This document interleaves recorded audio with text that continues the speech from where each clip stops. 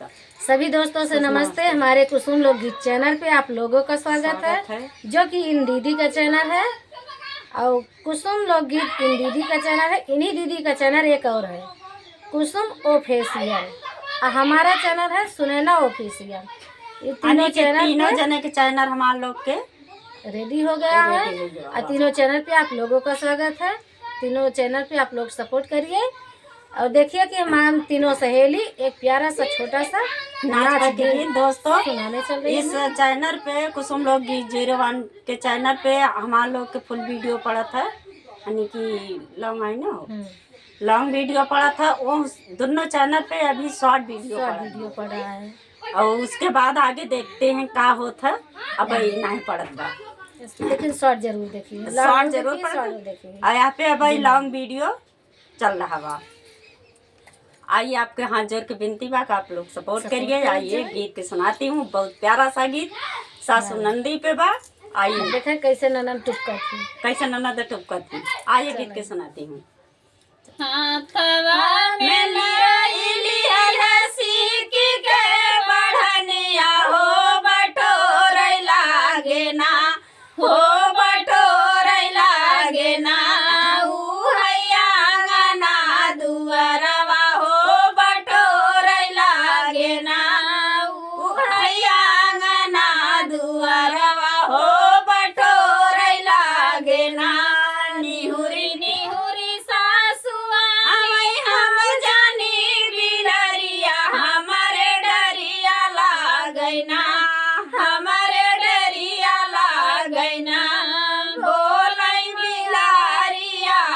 बोलिया हमारे डरिया लागैना, बोलै बिलारिया कई बोलिया हमारे डरिया लागैना।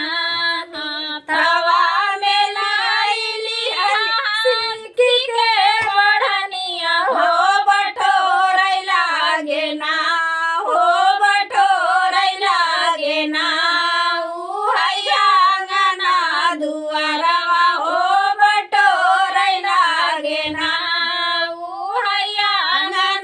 दुआरवा हो बटोरै लागेना। निहुरी निहुरी जेठानी आई हम जानी कोयलिया हमरे डरिया लागैना, हमरे डरिया लागैना। बोलै कोइलर कई बोलिया हमरे डरिया लागैना, बोलै कोइलर कई बोलिया हमारे डरिया लागैना। हाथवा में लाइली सीखी के बढ़निया हो बटोरै लागेना, हो बटोरै लागेना। उ हैया अंगना दुआरवा हो बटोरै लागेना। निहुरी निहुरी ननदिया हम जानी लई बिछिया हमारे डरिया लागैना, हमारे डरिया लागैना।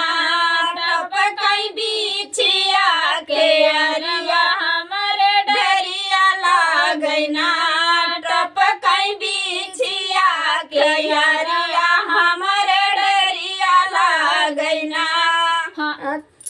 हाथवा में लाइली सीखी के बढ़निया हो बटोरै लागेना, हो बटोरै लागेना।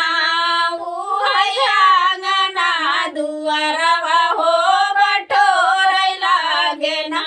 निहुरी निहुरी देवराया हम जानी कुकुरवा हो कि मारै लागेना, हो कि मारै लागेना। उ है कुकुरे के मारिया